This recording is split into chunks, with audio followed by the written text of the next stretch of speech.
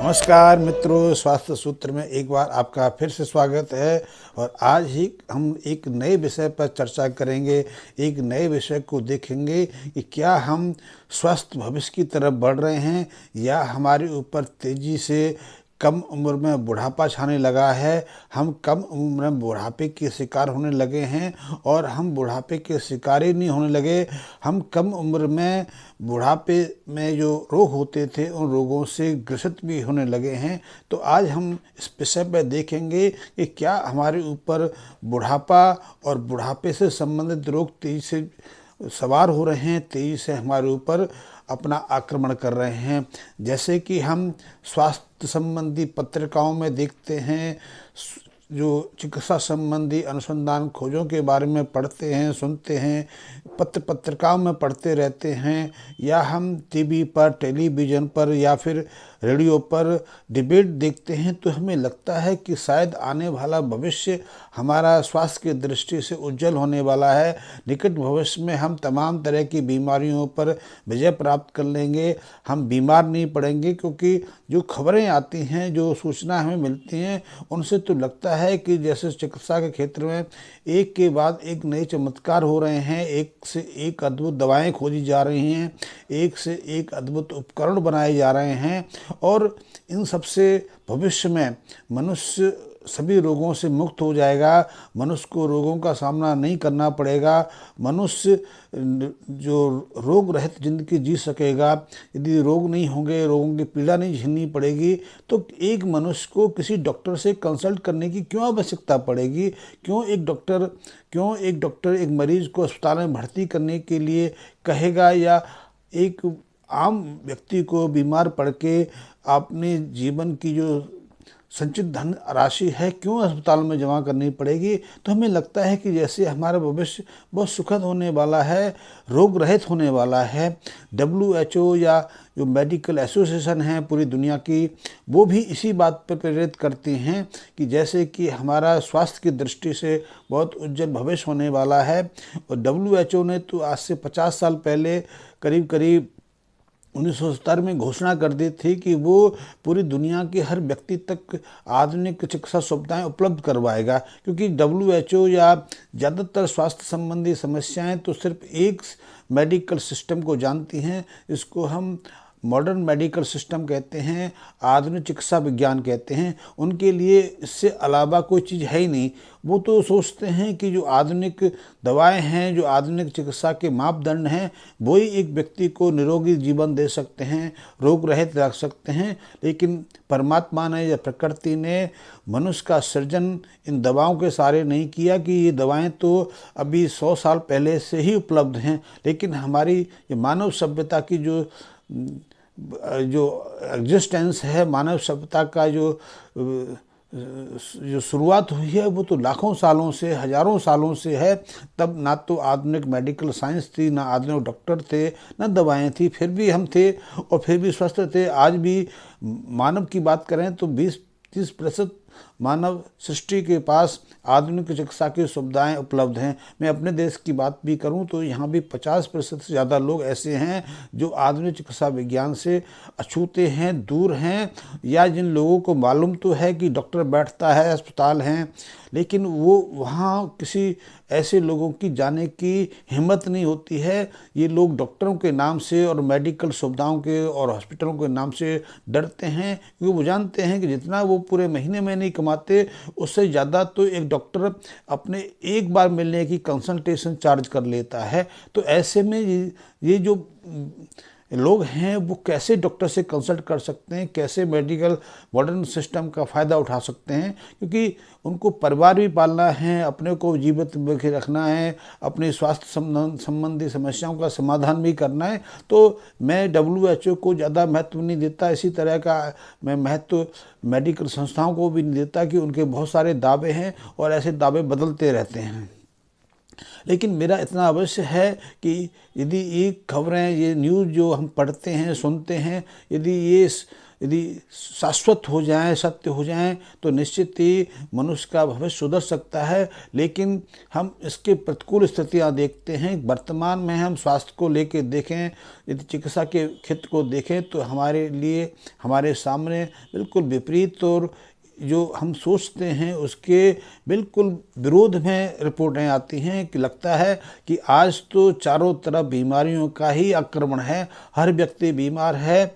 और मैं तो ये कहना चाहूँगा कि आपको लगता है कि स्वस्थ समाज का निर्माण हो रहा है, लेकिन नहीं, स्वस्थ समाज का निर्माण नहीं हो रहा। हमारे बच्चे कम उम्र में वयस्क हो रहे हैं, कम उम्र में जवान हो रहे हैं, और उसी तरह से हम पर बुढ़ापे का जो आक्रमण है कम उम्र में, छोटी आयु में बहुत तेज़ी से सवार हो रहा है। हमारे ऊपर बुढ़ापा बहुत तेज़ी से प्रकट हो रहा है, और बुढ़ापा प्रकट नहीं हो रहा, अपने साथ वो कई तरह की जटिल और असाध्य बीमारियां लेके आ रहा है।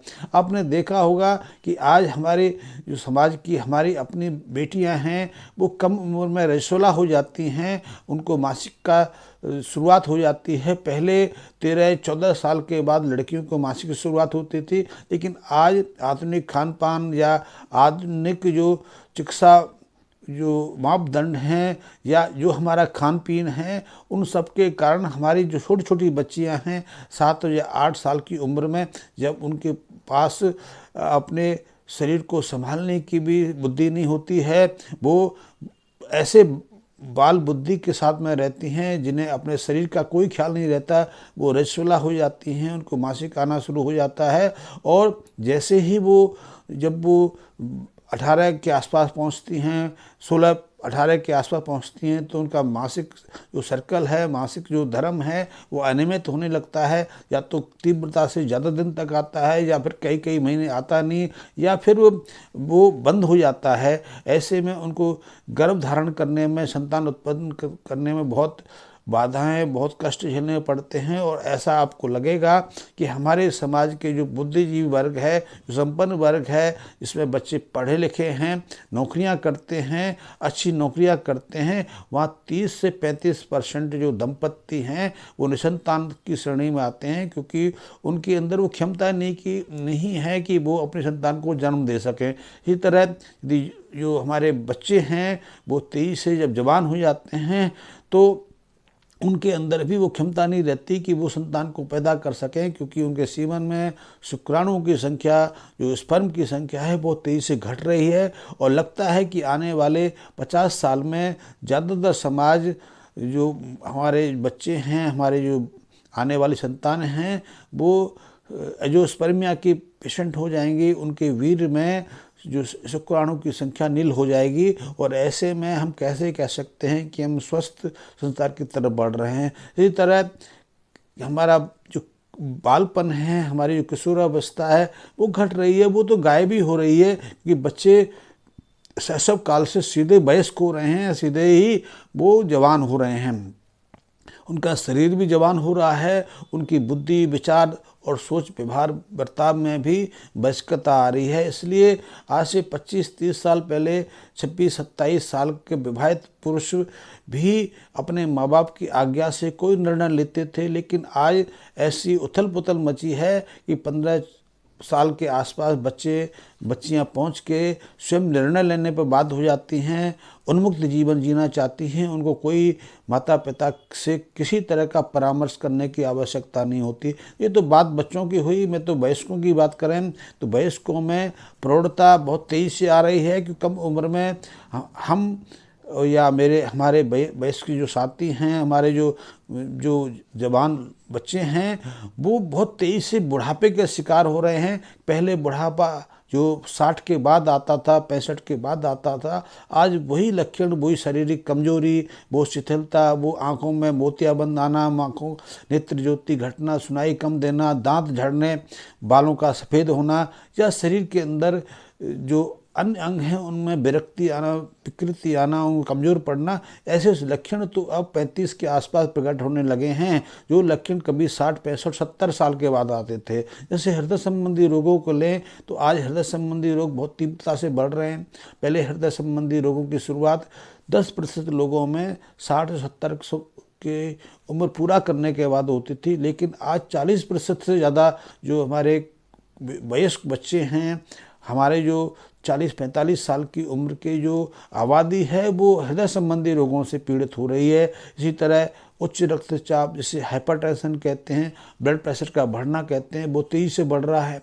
लोगों को अनिद्रा का शिकार हो रहा है, किसी की किडनी खराब हो रही हैं, और कैंसर बहुत तेज़ी से बढ़ रहा है। कैंसर जैसी बीमारियां तो आज से 30-35 साल पहले सुनने को नहीं मिलती थी। आज 25 से 30% समाज ऐसा है, हमारे बीच के लोग ऐसे हैं जो कैंसर से पीड़ित हैं। तो मेरा तो अनुमान ये है, मेरा तो निष्कर्ष ये है कि हम स्वस्थ संसार की तरफ नहीं बढ़ रहे। हमारा भविष्य सुखद और स्वास्थ्य की दृष्टि से बिल्कुल अनुकूल नहीं है, प्रतिकूल हम स्थिति में जा रहे हैं। हम बीमारी की तरफ बढ़ रहे हैं, हम शीघ्र बुढ़ापा हो रहे हैं। हमें बुढ़ापे की जो शुरुआत 65-70 के आसपास होती थी, वही लक्षण हमें 35 और 36 के आसपास प्रकट होने लगे हैं। हम निसंतान हो रहे हैं। ऐसी दृष्टि में आप इस बुढ़ापे से, ऐसी बीमारी और व्याधि के संसार से कैसे अपने को मुक्त रख सकते हैं, दूर रख सकते हैं, तो उसके सहज सुलभ उपाय हैं कि हम प्राकृतिक जीवन शैली अपनाएं, प्राकृतिक खान पान अपनाएं। आज हम जिस फास्ट फूड की तरफ भाग रहे हैं, जिसे रसायन आधारित खाद्य पदार्थों की तरफ तेजी से बढ़ रहे हैं, उसको त्यागें, उसको कम करें, उससे पीछे हटें। और दूध के प्रयोग में भी हम सावधानी बरतें, क्योंकि डेयरी का दूध, जो पैकेट का दूध हमारे घरों पहुंचता है, वो बिल्कुल सुरक्षित नहीं है, क्योंकि उसको भी रसायन आधारित बनाया जाता है। वो ना तो ताज़ा होता है और ना वो सुरक्षित रहता है, क्योंकि उसको एक भैंस से या गाय से आप तक पहुंचने में कम से कम 7 से 10 दिन का समय लगता है। इस दरमियान दूध खराब ना हो, दूध को प्रिजर्वेटिव करने के लिए कई तरह के उसमें रसायन मिलाए जाते हैं। और इसके अलावा उसकी पौष्टिकता जो है, उसके जो पौष्टिक तत्व के हैं, वो करीब करीब 80-90% निष्क्रिय हो जाते हैं। वो दूध उतना पौष्टिक रह ही नहीं जाता। और ऐसे दूध को सुरक्षित रखने के लिए उसमें कई तरह के स्टेरॉइड्स मिलाए जाते हैं।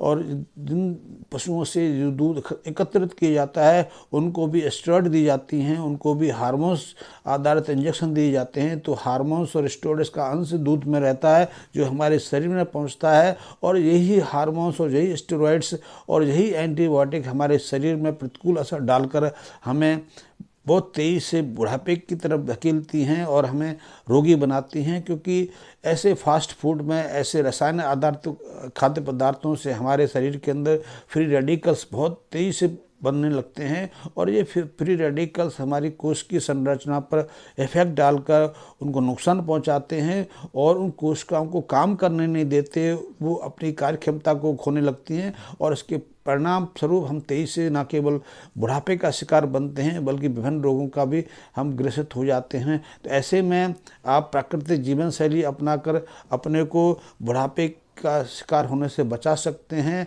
इसी तरह यदि आप नियमित रूप से ध्यान का अभ्यास करते हैं, योग की क्रियाओं का अभ्यास करते हैं, तो ये आपके लिए बहुत अनुकूल है। क्योंकि ध्यान में इतनी अद्भुत शक्ति है, वो आपको न केवल निरोगी रखता है, बल्कि आपके जो अंतस की जो क्रिया प्रणाली है, अंतस के जो अंग हैं, उनको समान रूप से कार्य करने के लिए भी प्रेरित रखता है। क्योंकि ध्यान के नियमित अभ्यास से आपके शरीर में जो रासायनिक जो संतुलन है, वो सौम्य अवस्था में बना रहता है।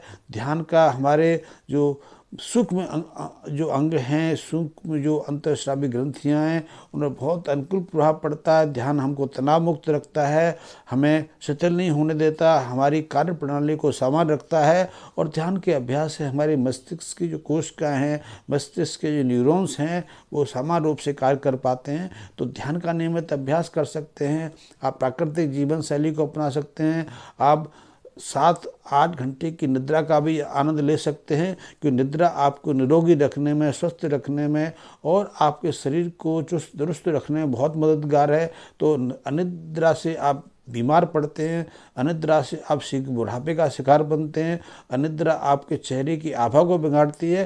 लेकिन निद्रा, नींद की जो आवृत्ति है, नींद की जो अवधि है, आपको स्वस्थ रखने में मदद करती है, आपके शरीर को समान रखती है, आपके शरीर के अंदर जो रासायनिक असंतुलन पैदा नहीं होने देती।